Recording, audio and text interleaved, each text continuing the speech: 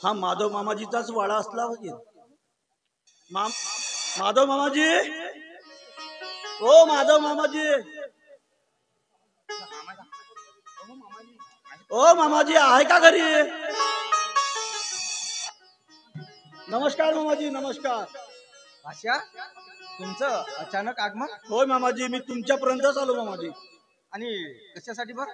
एक काम घेऊनच आलो मामाजी मी। बरं बरं बरं, बस आधी। अगं सुनबाई, अगं सुनबाई, काय घेऊन ये बरं? आपल्या घरी पाहुणे आले। काय म्हणता?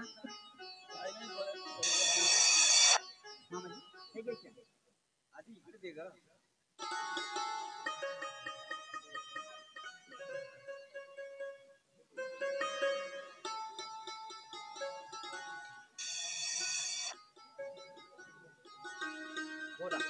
काय म्हणता?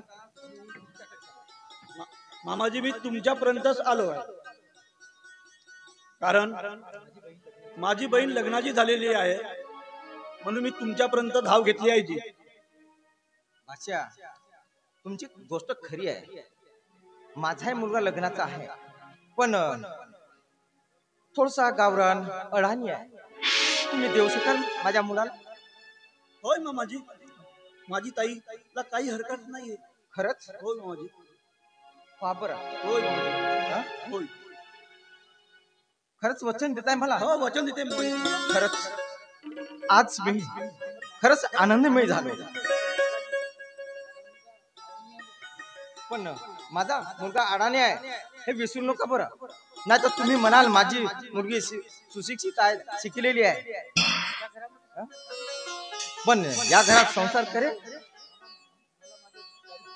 मामाजी, माझ्या ताईची माझा खूप विश्वास आहे। माझी ताई तुमच्या घरात सुखी संसार करेल। माझी ताई खूप शिकली असेल। ठीक आहे, हीच अपेक्षा पाहिजे मला।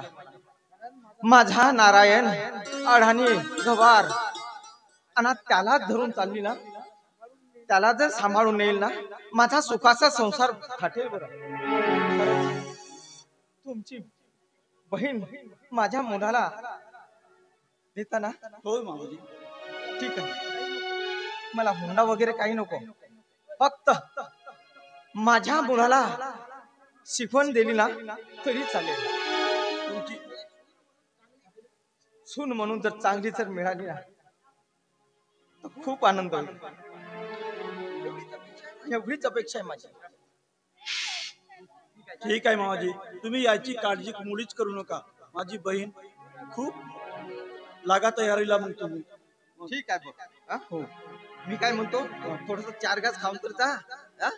आता 4 घास नंतरच खाऊ ना मामाजी, लग्नामध्ये। चला, नाही नाही, एवढं पुष्कळ दिवसाने तुम्ही बसाजी आला, तुमचे वडील असताना ना, अरे 2-2 दिवस राहायचंय मग। होय मामाजी, माझे वडील देवाघरी गेले मामाजी। अरे काही काळजी करू नको, चला चल।